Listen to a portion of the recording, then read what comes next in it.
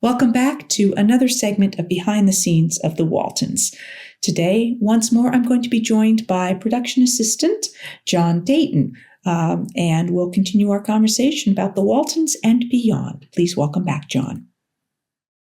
I was going to show this to our fans too. Every day I would they print one of these up for me, and it would be, here we go, interior house, interior living room, interior kitchen. And then it would have all the actors. It's a breakdown of all the scenes. And I would fold this up and I'd put it in my back pocket and could tell during the day I would check off, what we had gotten, what had been done and what wouldn't have been done. And how did I ever read this? How small it is. But these would be the pages for the day. How many do we shoot? 4. It's a lot of pages. Well, you usually did about 5, 8 pages a day. And if we didn't, then we knew we were behind. 8.5, actually. That's what this is, 8.5. Now, what season is that? What? Because we didn't start getting little small sides that I remember during the series. Judy and fans. Yes. This is from another movie. This is my Waltons son. Wait. No. Because I think it was when I was working in This can't be longer. Katherine Hepburn and okay. Yeah. Yeah, because those small little sides, as we called them, otherwise, because I remember having to keep my script around in case I needed to refer back or review lines between. It's like, okay, now we're going to go do scene 22. It's like, okay, let me make sure I know what lines those are, and having to. So I'd have my script like in my dressing room or in my, in my chair on set, or my mom would have it or whatever, because we didn't have the little ones, or I'd have to go look at script supervisors or somebody's in the makeup room. And those, yes, because I remember those. And then the point where you're like, oh, this print is all so small. I couldn't read this. This was a Katherine Hepburn movie. And this is a call sheet that we had. Okay, forgive me, this is Katherine Hepburn. Okay. This is on the back, is an equipment list. Right. And I had to, that was my job. Well, I had to do these sheets. And then Clay would come and bother me and say, who gave you permission to order that? Clay being our producer at the time. and other than the not letting us get the playback, we had a 7:00 call for Will, and it was at the pond, and it was, I think it was in November or December. It was cold. I remember you talking about that you ordered a heater and you got in trouble. Well, no. You know what I did? I said, Clay, he's 70 years old. I'm more than that now. It's like, but I said, he's 70 years old. It's cold, it's wet, and he needs a heater. Mm-hmm. They were $25 or $35 for the entire day. And she said, well, I'm sorry, you just can't have it. And I said, you know what, Clay? I'll pay for it myself. And she said, you can't do that. And I said, just watch me. We're keeping that heater for Will. I think claiming she was just a character. I mean, I shouldn't make fun of her, but she did have this kind of attitude. She was a Texan, I think, or South Carolinian or whatever. I seem to remember, isn't she the one that would drink Tab from like Yes. Yeah. first thing in the morning all day long? That she always had a tab in her hand. Or was it a Tab or what was that other one? Either Tab or Dr. Pepper or something. I thought it was Tab, but I think you're right. I think it was Tab. And of course, I drank gallons of coffee, gallons of coffee all day. And I think we already talked about the fact that we only had 2 phone lines, 2 telephones on the stage. One line was outgoing, so you could pick it up and dial out, and the other was incoming. And of course, when we were filming, just the light would it was an orange light. Yeah, it was an orange light, and it was on my desk, and the phones were on my desk. And we had beepers. Yeah. That was a pain in the neck because, I mean, they were good. They would beep and you'd look at a code and then you'd call. But, with the crew, maybe 40 people, and they would forget to turn off their beepers. And right in the middle of the scene, the beeper would go off. And so we got to where we had to say, no beepers.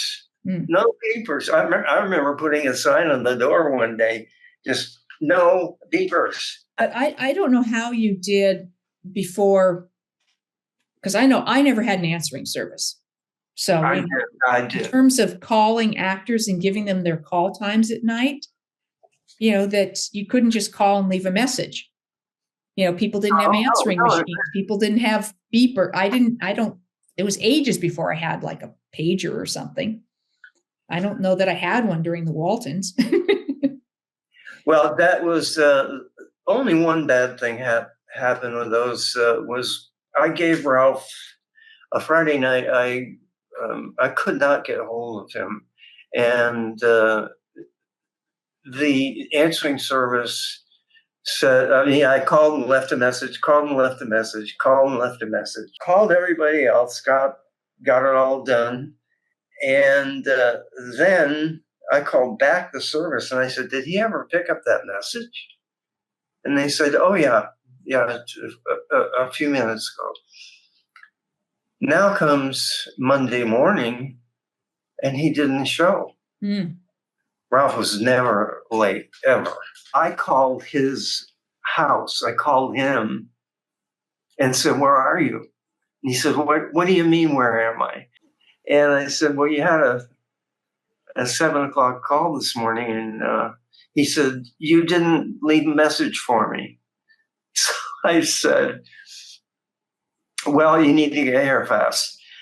So he comes in and comes on the stage and he said, you did not give me that call.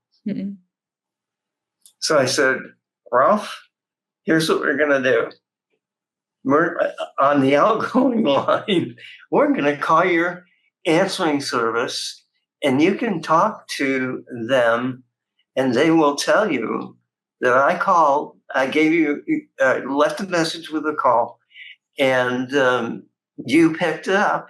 Well, he came into the kitchen and we were about ready to shoot, dragging his tail, going, I'm so sorry.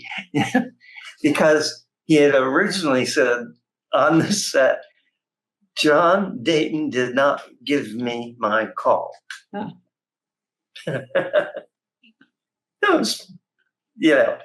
It was forgotten in 2 seconds. Well, it was nice that he came in and apologized. Yeah. But he kind of had to because I got him. Do you remember much about Merie Earle, who played Maude Gormley? I get asked a lot about her. And I said, I just remember her being so much like what you saw on camera. She was, and she did do a Tonight Show. I wish we could find that because she's so sweet. Now, Earle told me originally that he'd seen her in a church play, Huh. and that's how they found her. But she told a different story on the Tonight Show. So, but she was a doll. Yeah, and she was really, I mean, she always knew her lines, but she always mouthed them. She always mouthed the other person's lines. Someone pointed out, caught me doing it.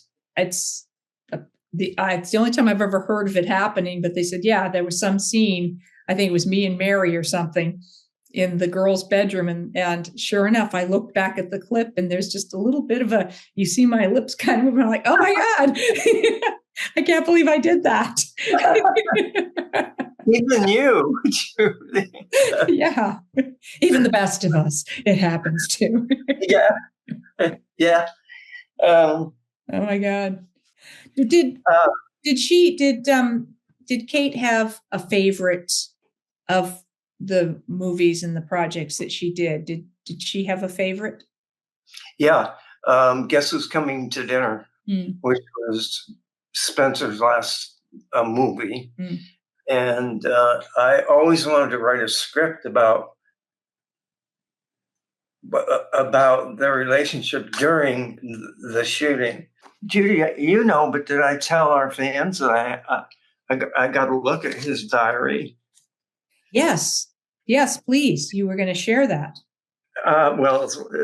These are, yes, Susie was his daughter, and it was about that thick.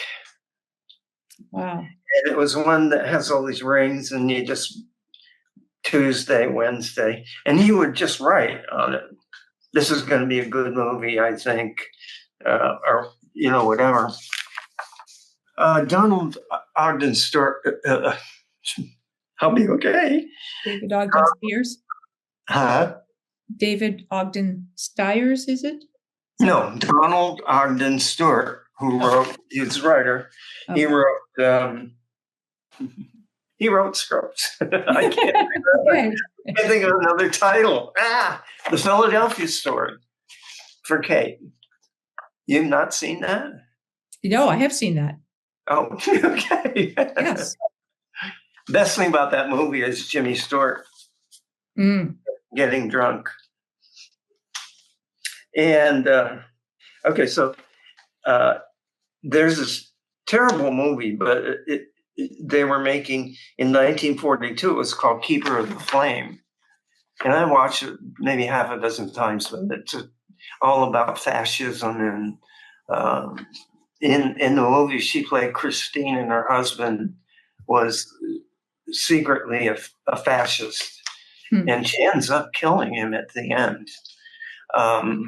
And they shot it, and when the studio discovered it, they said, the Breen office said, no, she's got to pay. If she kills him, she's got to pay for it. Uh-huh. But okay, let me just read you a little bit of this. Kate objected to the role of Christine Forrest. Her objection was that the character was not strong enough. She used her power to get George Cukor assigned as a director, thinking that she would rewrite it. And he said, look, she used all her power to get George Cukor. But when the producer, as well as George, could not support her efforts for rewrites, she went over their heads, as usual, to L.B. Mayer, the head of the studio. The script was adjusted, but the Breen office, that was the office that said you can't say this, you can't say that, objected to the ending. So I asked Kate to just comply. Mind your own business, just be an actress, and leave the other jobs to other people. That seems to be an ongoing thing between us. All the way through Guess Who's Coming to Dinner, I kept telling her, stop bossing everyone around and let Stanley Kramer, the director, do what he does best, and that is to direct. And these are all in pieces, I'm sorry, but this is interesting. We attended that's Kate and Spencer. We attended John Barrymore, his funeral, together on June 2nd. And of course, Louise found out. Well, Louise was Spencer's wife, who he never divorced. There was a lot of guilt there. Kate told me it was just terrible because he was Catholic, although they did not get married in a Catholic church. They went to a judge, and this is Louise and Spencer. Mm-hmm. So Spencer, when he was in New York, would live with, at K 244 East 49th, the brownstone. He would stay there. They were together all the time. Mm-hmm. And they had home in, which George Cukor had a house, which he rented to them. And so when they went to Barrymore's funeral together, you can imagine everybody in Hollywood knew that they had done that. Mm-hmm. And he said, of course, Louise found out. She was getting suspicious, but not wanting to upset the apple cart of her Mrs. Spencer Tracy image. She kept herself busy, asked friends to help her find a job that would help the war effort and get her out of the house. I love this. Remember Daryl Hickman? Yeah. One of the best child actors under contract at MGM. And then he eventually moved, when he grew up, he took a job at NBC in development. Mm. Daryl wrote me this. Before they shot take one, George Cukor and Hepburn would talk and talk and talk and talk about the scene, about the characters, whatever. And Spencer would just stand there, first on one foot, then on the other. Finally, after about 20 minutes, he said, "Let's get on with it, Kate." We got to shooting the scene. It's so wonderful to touch on the human side of these people. Yeah. And two things. Not a day goes by that I don't think about the Waltons. Mm. And not a day goes by without me thinking about Kate. That's sweet. So all our fans, thank you for watching, and keep commenting. And I promise I'll start reading again with one eye.